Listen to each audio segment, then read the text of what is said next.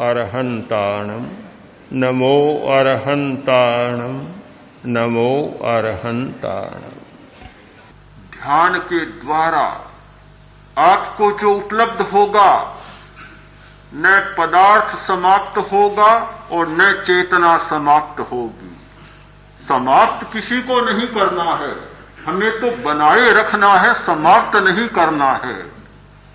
आचार्य भिक्षु से किसी व्यक्ति ने कहा कि महाराज आप तो मूर्तियों को समाप्त कर रहे हैं, उठा रहे हैं, समाप्त कर रहे हैं।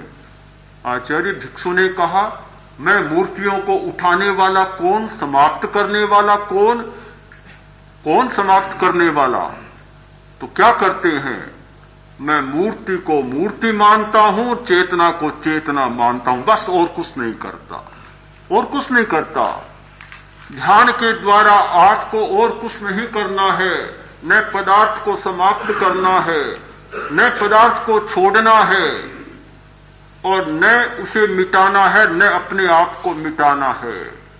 केवल एक ही काम करना कि पदार्थ को पदार्थ जानना और अपनी चेतना को चेतना जानना, अपने अस्तित्व को अस्तित्व के रूप में स्वीकार करना और पदार्थ को पदार्थ के रूप में स्वीकार करना, कुछ भी नहीं करना।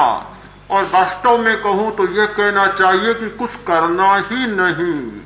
सच्चाई का नाम करना नहीं, सच्चाई का नाम है कि जो है उसे होने देना, होने देना, होना, बीइंग, नहीं कि डूइंग, कुछ भी नहीं करना, बीइंग, अपने अस्तित्व में होना, होना ही वास्तव में सच्चाई है। होता है, करने वाला कौन होता है? ये सारा उपचार है, उपचार, करने वाला उपचार है।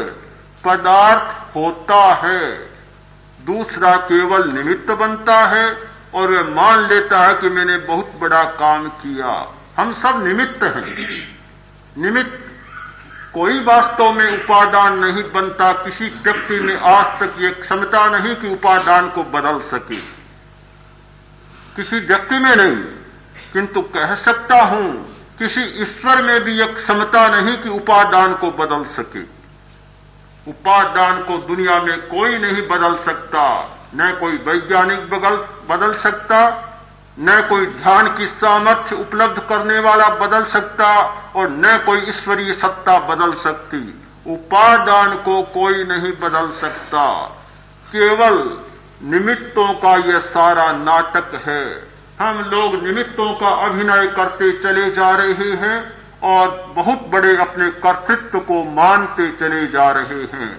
कर्तृत्व की हमारी धारणा स्पष्ट होनी चाहिए कि हमारा सारा कर्तृत्व निमित्तों का कर्तृत्व, उपादान का कर्तृत्व नहीं है।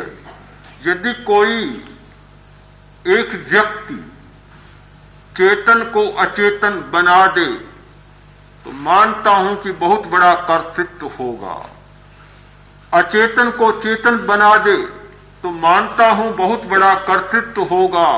यदि चेतन को अचेतन बना दे तो मतलब हुआ कि उपादान का परिवर्तन। अचेतन को चेतन बना दे तो उपादान का परिवर्तन। पर ऐसा हुआ नहीं, होगा नहीं, नहीं होगा।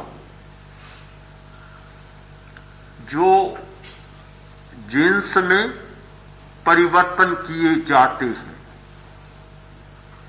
जो नए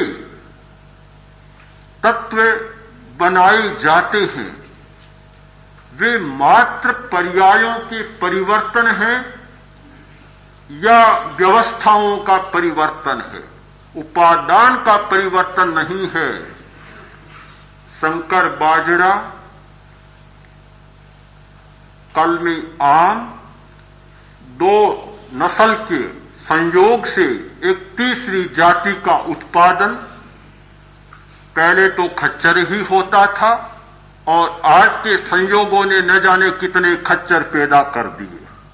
बहुत मिश्रण हो गया, वनस्पतियों में मिश्रण, पशुओं में मिश्रण, इतनी नस्लों में परिवर्तन किया गया। क्या आप ये मानेंगे कि ये उपादान का परिवर्तन है? बहुत लोग भूल जाते हैं और मानते हैं कि ये मूल पदार्थ ही बदले जा रहे हैं। ये कोई उपादान का परिवर्तन नहीं, ये केवल निमित्तों का परिवर्तन है। इसमें न कोई चेतन की सत्ता में परिवर्तन होता और न कोई पदार्थ में, पुद्गल में परिवर्तन होता। संयोग के परिवर्तन से केवल उपजातियों में परिवर्तन हो जाता है, कायिक उपकरणों में परिवर्तन हो जाता है, और कुछ स्वाद में परिवर्तन हो जाता है, सुगंध में परिवर्तन हो जाता है। हमने देखा एक लता के 2 प्रकार के फूल, सफेद फूल भी है और गुलाबी फूल भी है। मिश्रण कर दिया गया 2 लताओं का, 2 प्रकार के फूल एक लता में आने लग गए। आम, जिसमें आम की खुशबू भी है, सुगंध भी है, और अनानस की सुगंध भी है। आम का स्वाद भी है और अनानस का स्वाद भी है। हो सकता है, यह कोई बहुत बड़ी बात नहीं, यह कोई उपादानों का परिवर्तन नहीं, यह केवल निमित्तों का परिवर्तन है। हमारे शरीर के जितने परमाणु, हमारी इंद्रियों के परमाणु, हमारे मस्तिष्क के परमाणु, और जो हमारी मस्तिष्क की क्रिया, मन और बुद्धि के परमाणु है, उन परमाणुओं के मूल में थोड़ा सा परिवर्तन किया जाए तो रूप बदल सकता है, रंग बदल सकता है, आकार बदल सकता है, गंध बदल सकती है और स्वाद बदल सकता है, किंतु इसे उपादान का परिवर्तन नहीं कहा जा सकता। डॉक्टर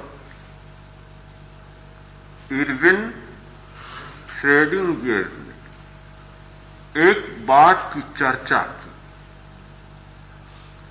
कि हम लोग जो भौतिकीविद हैं,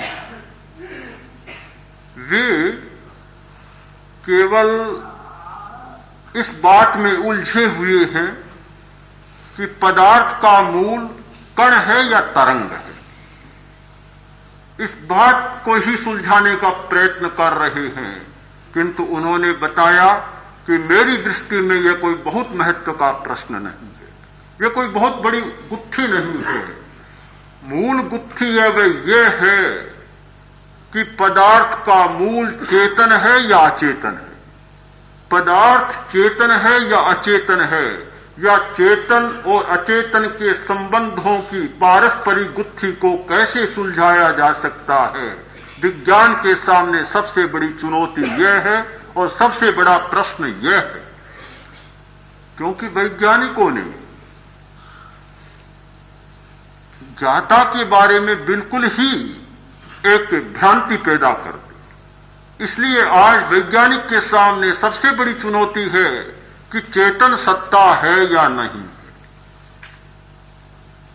पदार्थ के बारे में काफी उलझनों के बाद और काफी चर्चाओं के बाद कुछ दृष्टियां साफ हुई हैं और होती जा रही हैं, किंतु चेतन के बारे में अभी भी दृष्टि साफ नहीं हुई है और मुझे लगता है कि हो भी नहीं सकती।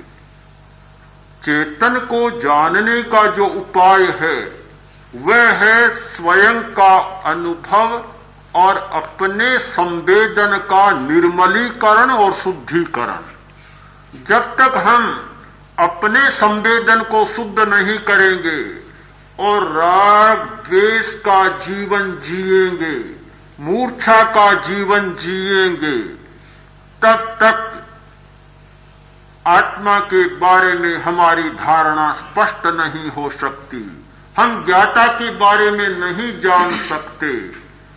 आज तो धार्मिक लोगों की भी यह कठिनाई है कि वे आत्मा के प्रश्न को सिर्फ शास्त्रों के द्वारा हल करना चाहते, आत्मा के प्रश्न को तर्क के द्वारा समाधान देना चाहते हैं, आत्मा को वाचिक प्रयत्नों के द्वारा, वाङ्मय के द्वारा जानना चाहते। मुझे बड़ी विचित्र बात लगती। एक और तो हम कहते हैं तर्कातीत पदातीत शब्दातीत सत्य है चेतन सत्ता।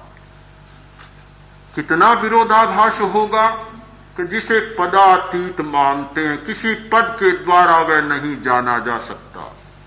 जिसे शब्दातीत मानते हैं, किसी शब्द के द्वारा वह नहीं जाना जा सकता। और वाणी का जो विषय नहीं बनता, उस चेतन सत्ता को, आत्मा को पदों के द्वारा, शब्दों के द्वारा और तर्कों के द्वारा हम जानने का प्रयत्न करते हैं और मान लेते हैं कि है या नहीं है।